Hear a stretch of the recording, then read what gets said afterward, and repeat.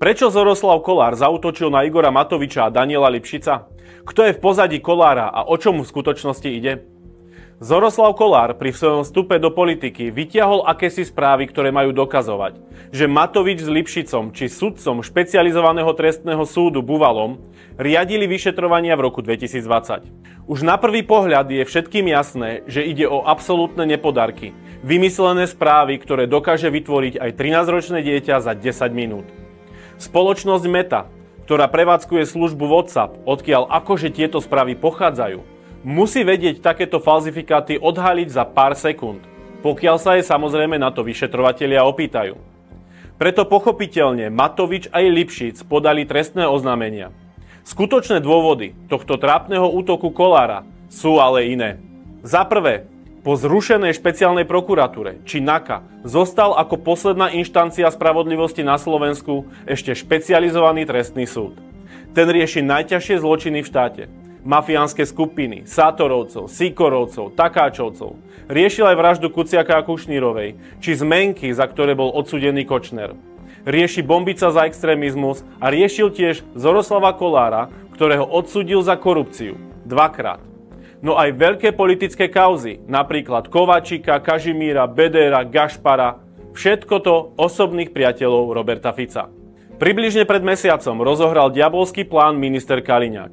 Ten začal spochybňovať fungovanie špecializovaného trestného súdu a dokonca vyslovil myšlienku, že by mal byť zrušený. Ak takto dnes špecializovaný súd pod tlakom, by som povedal, médií rozhoduje v prospech ich názoru, no tak potom je treba sa zamyslieť, že či je vôbec produktívnou zložkou justičného systému. Okamžite sa na to chytil a pritakával mu kto iný než Ľuboš Blaha. Absolútne súhlasím s Robom Kaliňákom, že špecializovaný trestný súd by mal byť zrušený. Kaliňák za to čelil kritike, že chcú v Smere nadobro zničiť spravodlivosť na Slovensku. A mesiac bolo ticho.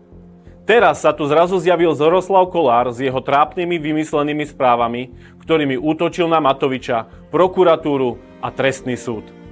Okamžite to začali využívať koaliční poslanci ako ten pravý dôvod na zrušenie špecializovaného trestného súdu, ako keby o tom dopredu vedeli. Z môjho pohľadu vážne dôvody na to, aby sme sa skutočne zamysleli to, čo povedal predčasom minister obrany pán Kaliňák, že toto má byť špecializovaný trestný súd. Poslanec Gluk napísal status, v ktorom nazval špecializovaný trestný súd len pro forma súdom. No a nakoniec sa svojím statusom pripojil samotný minister spravodlivosti Susko, aby všetkých uistil, že keď tieto Kollárove vymyslené informácie špecializovaný trestný súd poriadne nevysvetlí, tak s nimi určite zatočí, tak ako si to praje sám Robert Fico. Je to podľa vás náhoda? No ja si vôbec nemyslím. Za druhé, na Matoviča to skúšali už veľakrát. Nezákonne ho sledovali, odpočúvali, hrabali sa mu v účtovníctve, no aj tak bol jediný, kto Fica dokázal poraziť. Teraz sa mu znovu darí oslovovať voličov Smeru a Hlasu, ktorí sú sklamaní z toho, ako ich Fico oklamal.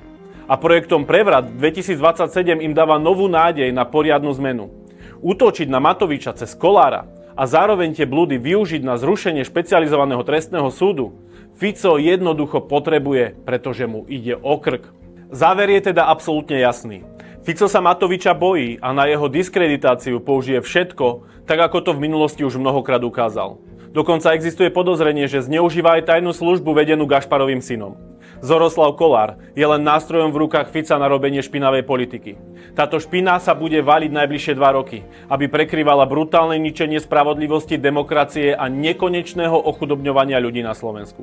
No ste tu ale vy, ktorí to všetko vidíte, viete Ficové plány prekuknúť. Prosím, šírte tieto informácie ďalej a nakoniec spolu s nami Fica a jeho posluhovačov porazíme a ukážeme im, kam patria.